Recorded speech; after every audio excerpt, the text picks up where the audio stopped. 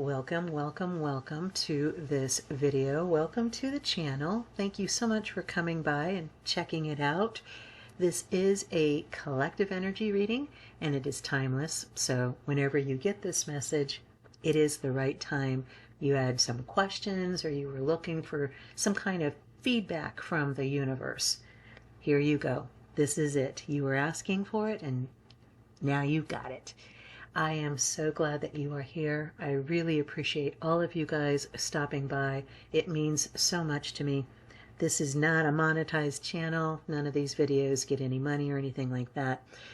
So if you can click and like the subscribe buttons and get those out of the way, it does help the YouTube algorithm help other people find the channel and find these videos. And I really, really appreciate it.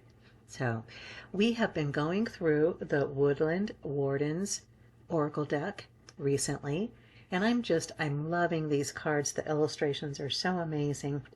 And today, for our collective energy reading, we have card number 42, the eel and iris, which represent safety. And I haven't looked in the book yet to see what the expanded message is. I know that card 42 in the regular tarot is the Nine of Cups, which is the dream fulfilled, right? The wish fulfilled, or as some readers look at it, a scripted reality, I guess. The idea that what you've been wishing for, what you've been dreaming about is coming now. It's like manifesting right this second. This is an immediate manifestation energy, at least in terms of the traditional tarot. Don't know what this card is going to be telling us at all. I do know that 42 reduces down to a 6, which is one of those Tesla numbers. 6 means being on the right path, that you are moving in the right direction. So again, I have no idea what the card is going to say in terms of the expanded reading in the book. I don't know very much about eels. I know they traditionally live in water, I believe, and they're kind of mysterious. You know, they hide in nooks and crannies. I know that some people consider them delicacies for food, and some traditions actually ascribe very magical properties to them. And just in general, they remind me, they are fish, but they remind me very much of snakes and lizards and that kind of thing, which are very adaptable creatures. And I believe eels are as well. So let me know in the comments. Let us know. You guys can educate. We can all educate each other on the information that we have or stuff that you found. Feel free to please share all of that information in the comments. I love seeing your feedback and I always respond to it. So I don't know about any magical properties for the iris in particular. I know that this version that we are seeing in the card is what would be called a bearded iris, and it's a purple bearded iris, at least from what I'm recognizing. I've had friends that have grown these, so I've had some experience with seeing them, and what I can tell you is they're very hardy. They're very forgiving. They don't require a lot of maintenance, and they will spread. If you let them go, you can start with one and you'll have a whole patch of them within a couple of years. They're very vigorous. So the whole idea of safety, that this is a place where you are right now, where you are encouraged to feel secure in yourself and in your magic, in your power, in your strength, and in your authority. Okay, well, let's see what the expanded reading says in the book for our card for the day. This is the eel and the iris, and it means safety. Eels are furtive creatures, often burying themselves in the murky depths. The idiom, slippery as an eel, refers to the eel's ability to escape harm. The iris is the tall, hardy flower from which the fleur-de-lis, a medieval symbol of power and victory, is derived.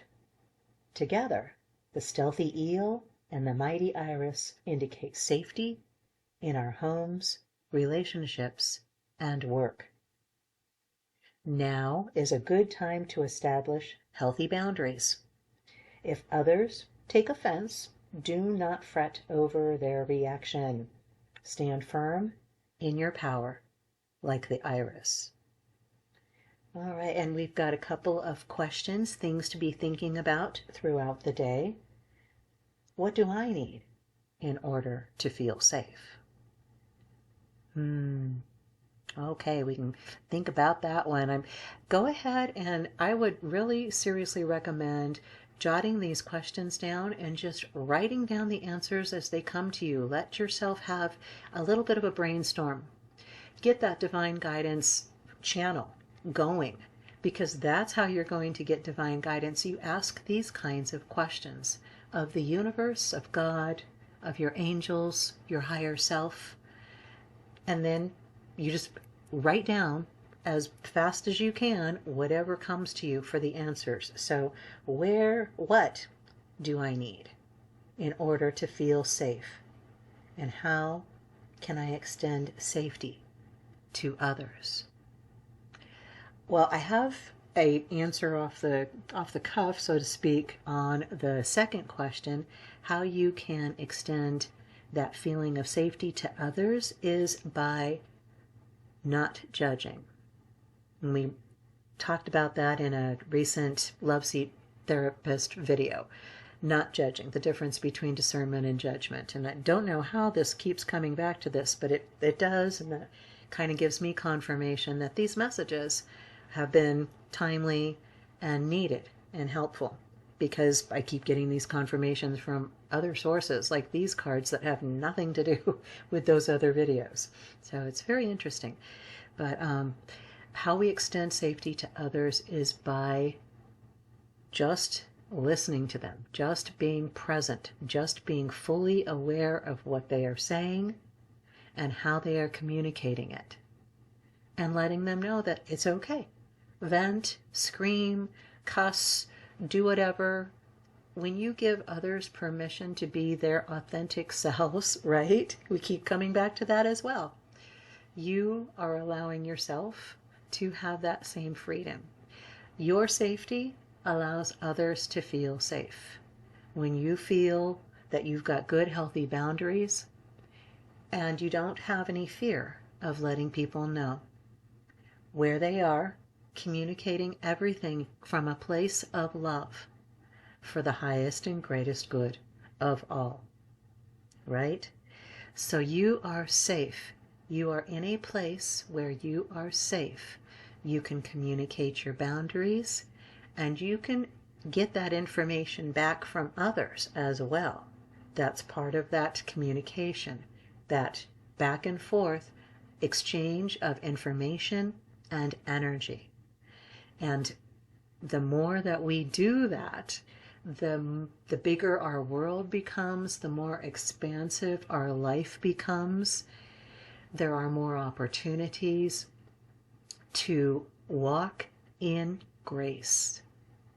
So I want to challenge you for the day to, if you're not feeling like you're coming from a safe place, you're not safe with yourself, you're not safe with others, take some time today in quiet solitude. Take those opportunities wherever you can. If you're at work, have your bathroom break and midday and mid-afternoon or at lunch, before work, on the way home.